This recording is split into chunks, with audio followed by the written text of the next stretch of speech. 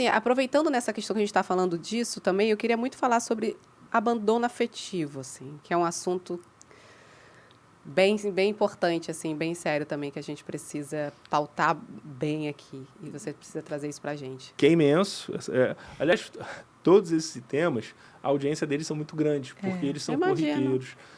O abandono afetivo tem um agravante, porque a gente está falando de criança. E você marca negativamente essa criança, deixando aqui para as mães que elas ficam sobressaltadas. A criança vai superar isso. Mas é uma marca nela. Precisa ser cuidado, precisa ser tratado.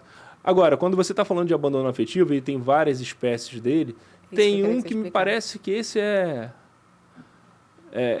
o que mais acontece e que é nefasto para a criança. Dia da visita. O pai fala assim, filho, vou te levar no Maracanã. A criança, durante 10 dias, só fala de Maracanã no ouvido da mãe.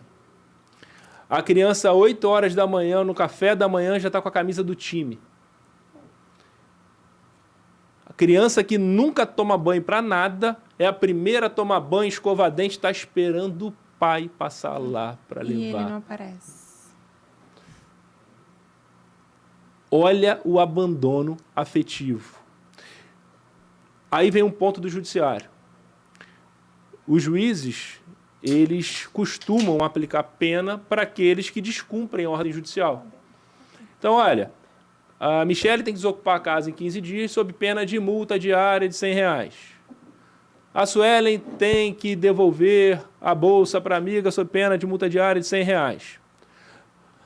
Quando o pai descumpre a ordem de buscar o filho, primeiro, tinha que ter uma pena. Segundo, essa pena tinha que ser imensa. Tinha que ser imensa. Concordo. Você nunca mais faça isso com seu filho.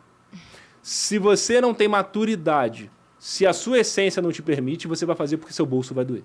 Você nunca mais vai fazer isso com a criança. Isso aí. A grande maioria dos homens, aí não é a totalidade, a grande maioria dos homens entende que a obrigação é da mãe.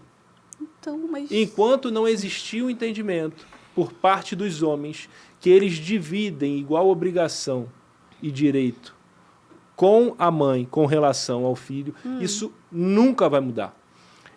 Entre o futebol com os amigos e pegar o filho, ele só pesa o que é mais importante para ele naquele dia.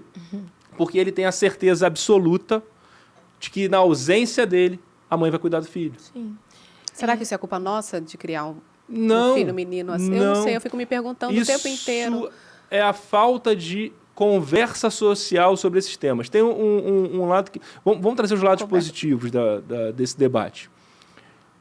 Quanto mais eu converso isso com os homens, é sempre igual também. Começa o papo, 1, papo chato, 2, começa a entender, 3, faz sentido. Os próprios homens começam a se olhar com outras perspectivas. E isso é muito real.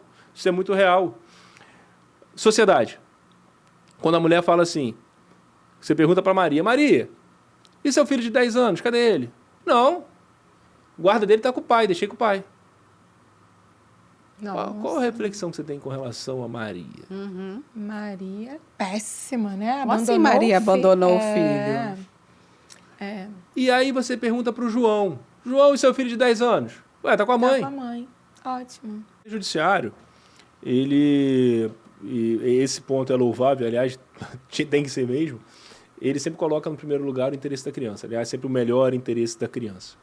É muito difícil você atingir o melhor interesse da criança quando você não tem a figura do pai e da mãe com sinergia. Isso é muito difícil de acontecer.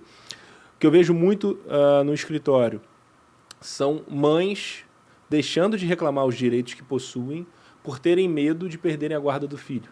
Sim, isso acontece muito. E o homem sabe utilizar isso muito bem a benefício dele.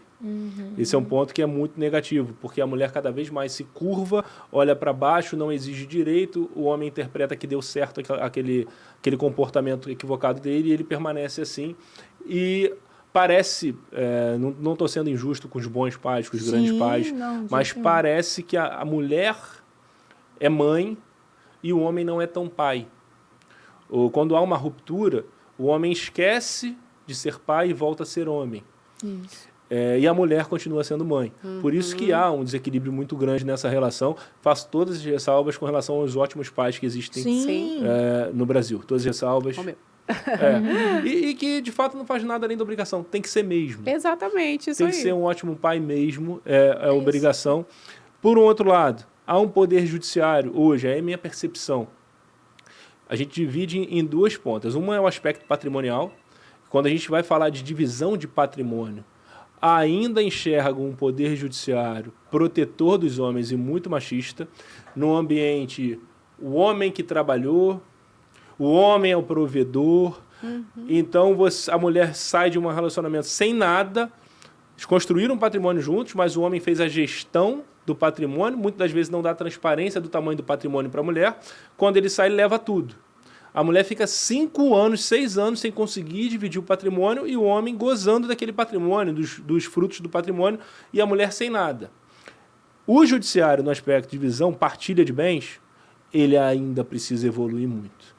Com relação ao aspecto emocional de proximidade de relação pai e mãe, o judiciário tem ficado, em regra, do lado da mãe. E cabem várias reflexões também do porquê ficar do lado da mãe. As reflexões aqui todas eu acho que são muito bem-vindas. Mas tem essa divisão, Suelen. Para a divisa de bens, o homem tem uma proteção. Mais profundo. Para o aspecto afetivo ali, joga um pouco mais para a mãe.